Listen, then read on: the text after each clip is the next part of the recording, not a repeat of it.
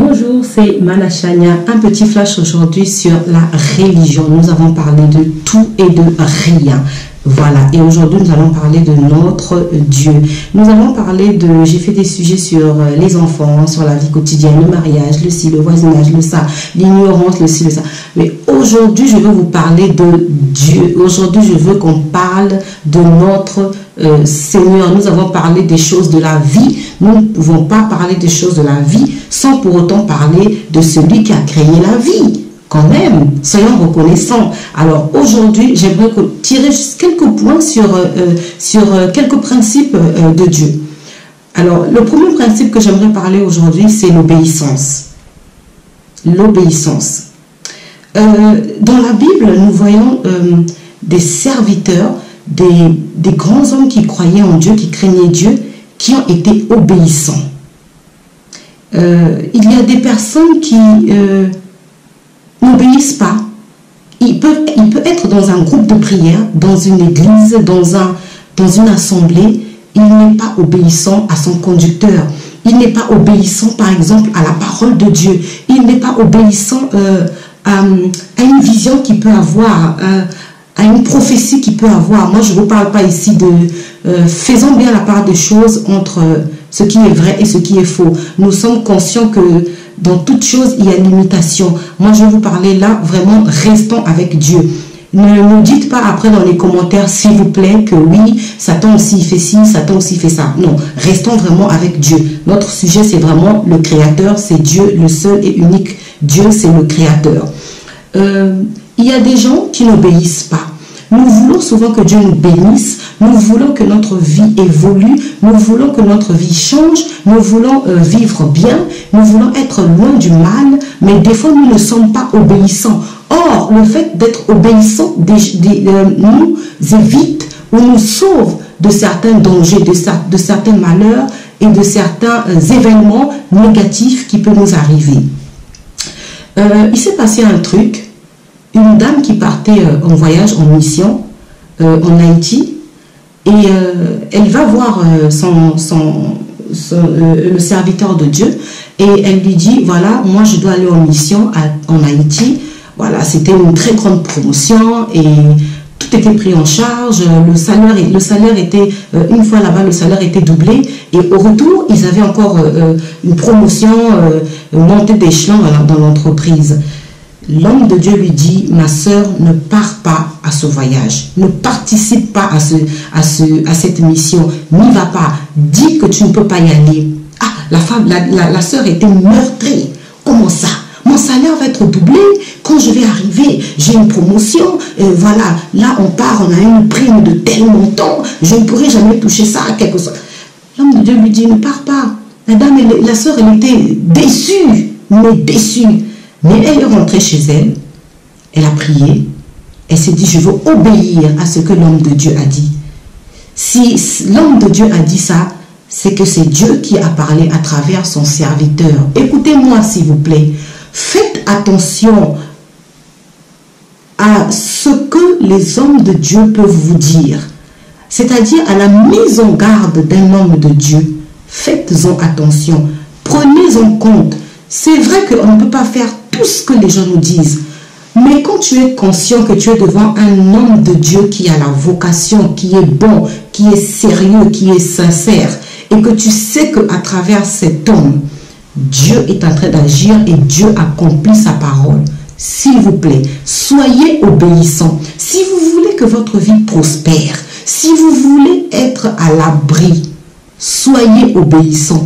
L'obéissance à la parole de Dieu, l'obéissance au recommandement de Dieu. Regardez même quand on dit à nos enfants, quand on va au travail et que les enfants rentrent avant de l'école, vous donnez des commandements, comment je peux dire, vous donnez des instructions à vos enfants. Voilà, quand tu rentres de l'école, tu prends ton goûter, tu fais 15 minutes de pause et après, tu commences à faire tes devoirs. Comme ça, quand j'arrive, on vérifie ensemble. Tu as déjà programmé quelque chose pour ton enfant. Quand tu vas arriver, tu sais qu'il a fait ses devoirs, il a pris son goûter. Donc quand tu arrives, tu as une autre étape que tu vas faire pour lui. Mais tu arrives, tu vois que ton enfant n'a rien fait de ce qu'il a fait. Est-ce que ça va te réjouir? Ça ne va pas te réjouir. Et si tu avais prévu de lui donner une tablette de chocolat, tu ne donneras pas. Parce qu'il n'a pas obéi. Parce qu'il n'a pas obéi à ce que tu as fait. Il n'a pas respecté ce que tu as fait. Il est de même pour nous. Quand nous voulons que Dieu puisse nous bénir, puisse faire de notre vie, nous devons obéir. Cette femme-là n'est pas partie à cette mission.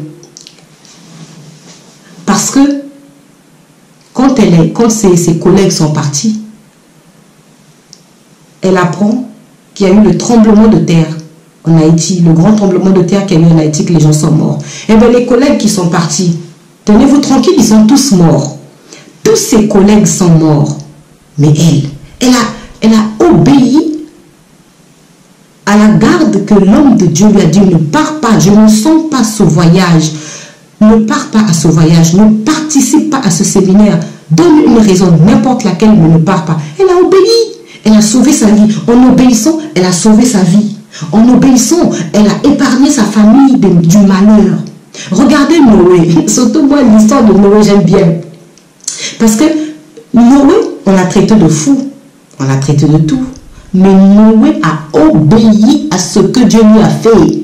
Dieu lui a dit, construis l'arche, il y aura le déluge. Donc tu rentres dans l'arche, toi et ta famille, avec les animaux que Dieu lui a dit, selon chaque espèce. Tu rentres dedans, tu fermes. Il y aura le déluge. Noé a fait quoi? Il a attendu combien de temps? S'il vous plaît, allez lire la Bible. Il a attendu combien de temps avant qu'il ne pleuve, avant que le déluge ne tombe, avant que Dieu ne fasse tomber le déluge? Il a attendu combien de temps, Noé? Combien de temps Noé a-t-il attendu? Je vous pose la question. Je repose la question. Combien de temps Noé a-t-il attendu avant que le déluge ne tombe? Noé a obéi à la parole de Dieu, à Dieu qui lui a dit, construis un arche, je veux faire tomber le déluge. Mais ceux qui n'ont pas écouté Noé, Noé les a prévenus. Noé a dit, attention, attention, il y aura le déluge, il y aura le déluge. Est-ce que les gens ont écouté? Ils ont écouté Noé, ils n'ont pas écouté Noé. Mais Noé a obéi. Donc, soyons obéissants à notre Dieu. En fait, en obéissant à un serviteur de Dieu, c'est à Dieu que vous obéissez, parce que Dieu parle à travers son serviteur. Dieu agit à travers son serviteur. Vous voyez, deux fois, tu viens devant l'homme de Dieu avec une fiancée, et puis l'homme de Dieu te dit, mon frère, cette femme-là, là, tu vas trouver le malheur. Mais comme on est amoureux, comme on s'est déjà jeté dans le bas, souvent, on n'écoute pas l'homme de Dieu, on continue dans cette marche. Après, dans les fiançailles ou dans le mariage, on vit des problèmes, des disputes, des ci, des ça. Et voilà comment souvent, il y a le divorce. Mais après, tu vas dire quoi? Oui, Dieu ne m'a pas parlé. Mais l'homme de Dieu t'a prévenu. S'il vous plaît, si vous voulez que votre vie change, si vous voulez que votre vie soit dans la paix, dans la joie, et évolue, craignez Dieu dans l'obéissance, que ce soit à lui-même. Dieu, nous devons obéir au commandement de Dieu. Il dit ne vole pas, il dit ne ment pas, il dit ne tue pas. Vous voyez? Donc le fait d'obéir, ne ment pas. Parce que tu vas mentir une fois, tu vas mentir une deuxième fois, tu t'enfonces dans le mensonge, et après tu ne peux plus t'en sortir. Et tout le monde te montre du doigt que tu es un menteur, tu es un menteur. Soyez obéissants à la parole de Dieu. Dieu lui-même le dit, personne n'est parfait. Mais au moins essayez d'obéir à ce qu'on vous dit. Quand on vous prévient, quand un homme de Dieu te parle, quand un homme de Dieu te prévient, te dit que là, pour toi, ce n'est pas possible. Obéis. Obéis. Si tu veux être loin du malheur, si tu ne veux pas apporter le malheur dans ta famille, dans ta maison, obéis à l'homme de Dieu.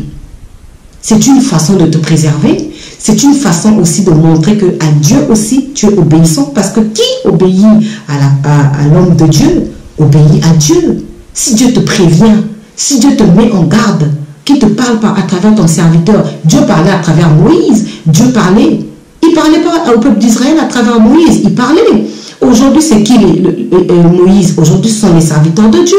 Aujourd'hui, ce sont les hommes qui représentent Dieu. Ils nous parlent à travers ces hommes-là. Dieu nous parle, pardon.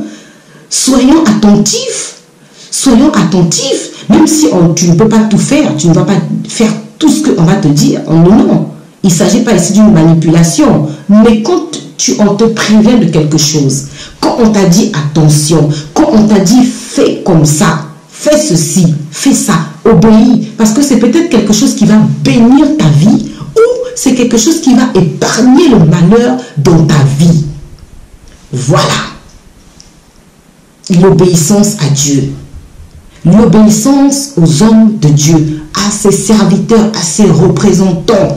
Que ça vous choque ou pas, je suis désolée, c'est la vérité. Si tu te reconnais fils ou fille de Dieu, chacun qui sait qu'il est fils ou fille de Dieu, Dieu a toujours placé un Moïse dans sa vie. Écoute le Moïse que Dieu a placé dans ta vie, ça va t'épargner. Je vais parler là maintenant de notre deuxième point du jour. Je voudrais parler aussi des miracles. C'est quoi le miracle? Comment le miracle peut arriver dans notre vie? Pour que le miracle arrive dans ta vie, tu n'as pas besoin d'un homme de Dieu. Tu n'as pas besoin d'un serviteur de Dieu. Ce n'est pas un serviteur de Dieu qui va faire qu'il y ait un miracle dans ta vie. Non, le miracle va arriver dans ta vie si tu crois, si tu as la foi. Oui. Si tu crois, là tu vas avoir le miracle.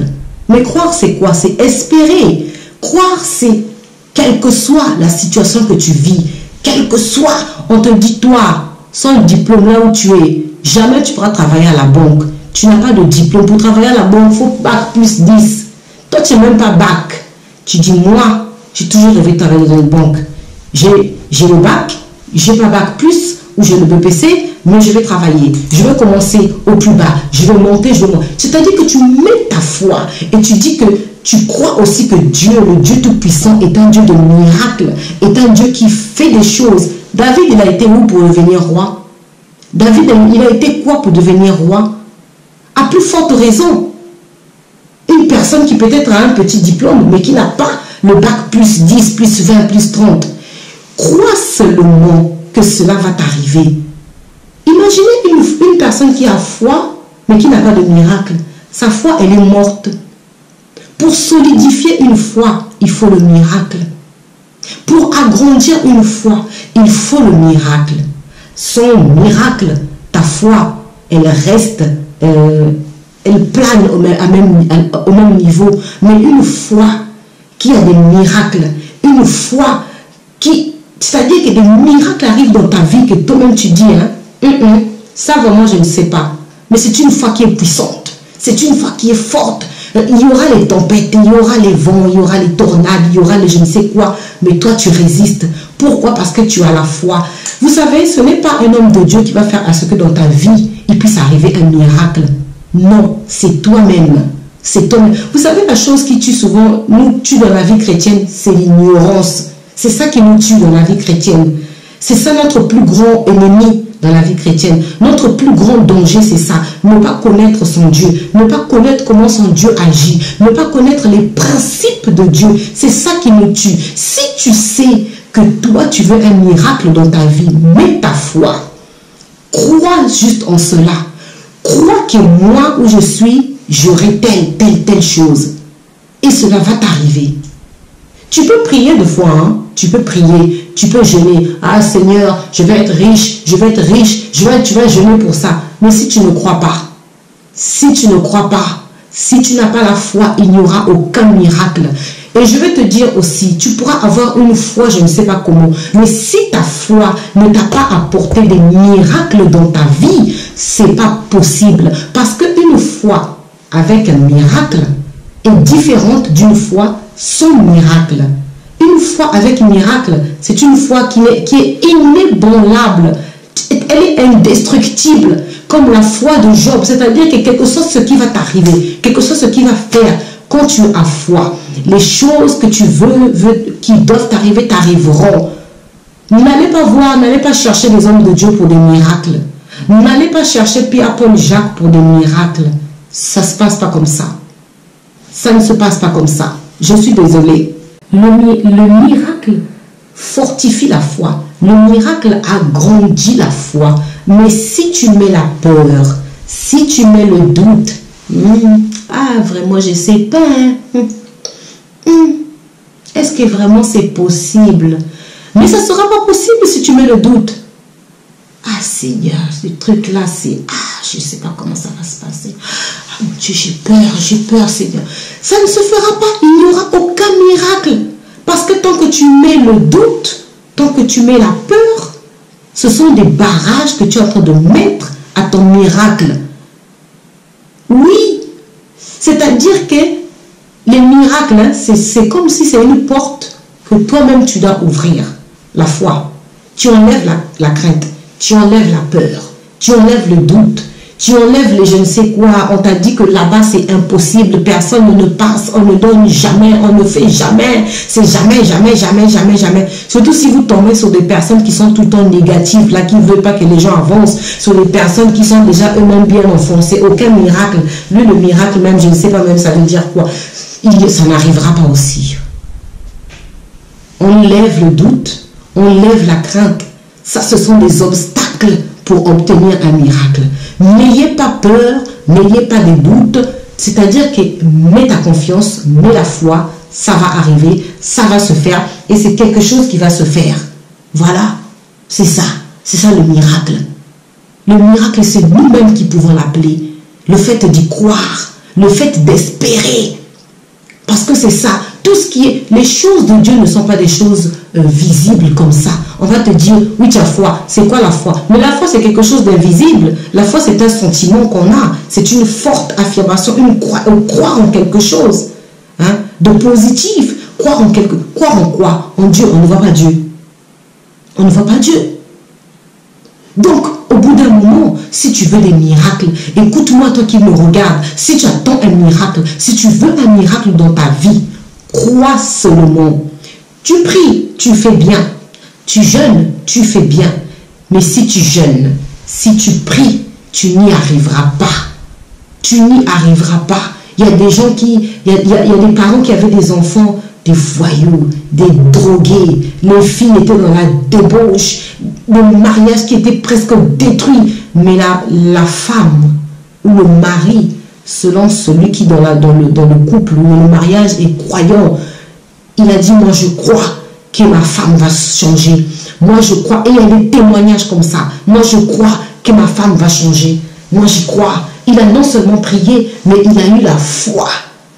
Mais il a travaillé aussi pour ça. Quand un pasteur dit à quelqu'un, ou quand un homme de Dieu dit à une infirme, lève-toi, marche. C'est pas parce qu'il a dit lève-toi, marche. C'est parce que l'infirme a cru que Dieu est là, il est puissant. Et qu'à travers les paroles de son serviteur, quand il va nous dire lève-toi et marche, je vais me lever et je vais marcher parce qu'il a cru. Oui, parce que vous savez, comme je l'ai dit, notre plus grand blocage, c'est nous-mêmes. Parce que si tu as peur, c'est toi-même qui te bloque.